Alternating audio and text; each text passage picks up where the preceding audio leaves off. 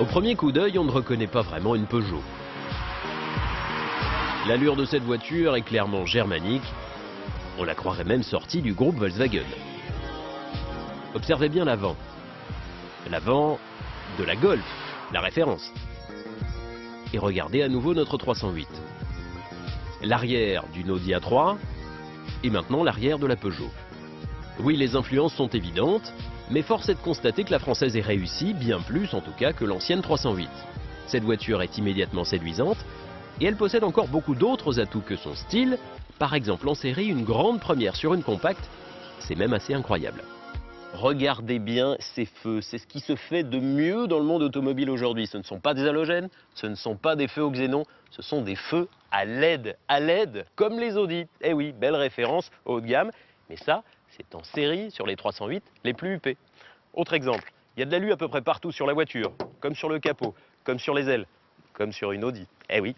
Et puis venez voir à l'arrière, regardez ce design.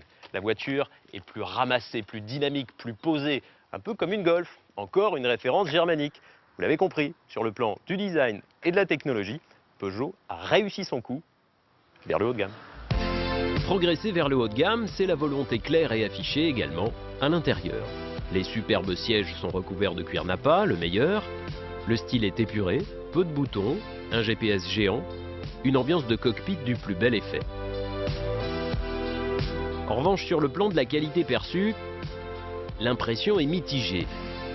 Le haut du tableau de bord est fait d'un plastique moussé prestigieux, mais la console centrale est réalisée dans un matériau quelconque, dur et banal. Sur ce plan, une Golf fait mieux.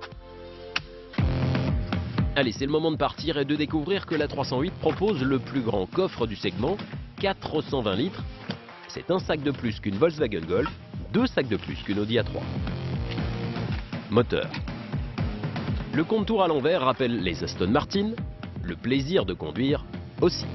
C'est une habitude chez Peugeot, chaque modèle doit proposer la meilleure tenue de route du marché, mais il doit aussi procurer des sensations, du plaisir. La dernière Golf a réussi à surclasser les Françaises sur ce plan, et ça n'était jamais arrivé. Alors qu'en est-il de la nouvelle 308 ? Alors pourquoi on vous parle de plaisir de conduire dans cette 308 ? Eh bien tout d'abord, c'est ce volant, ce tout petit volant très bas. On a l'impression d'être dans un cockpit et de bien maîtriser la voiture. Et puis regardez, deuxième chose, j'arrive trop vite dans ce virage, c'est clair, et pourtant la voiture ne dérape pas, ni de l'avant, ni de l'arrière. Elle vire à plat, comme une sportive, mais avec une assurance incroyable. Elle donne à la fois des sensations, et puis elle est rassurante, quoi, tout simplement. En clair, c'est l'une des meilleures tenues de route du monde. L'une des explications est que la nouvelle 308 pèse 140 kg de moins par rapport à l'ancienne, plus légère, elle est plus efficace, plus sûre aussi, même sur le mouillé. Mais le plus étonnant, c'est que le confort reste remarquable, malgré les grandes roues. Et c'est flagrant sur les pavés des petites villes alsaciennes. Peu de vibrations, peu de bruit, un confort ouaté.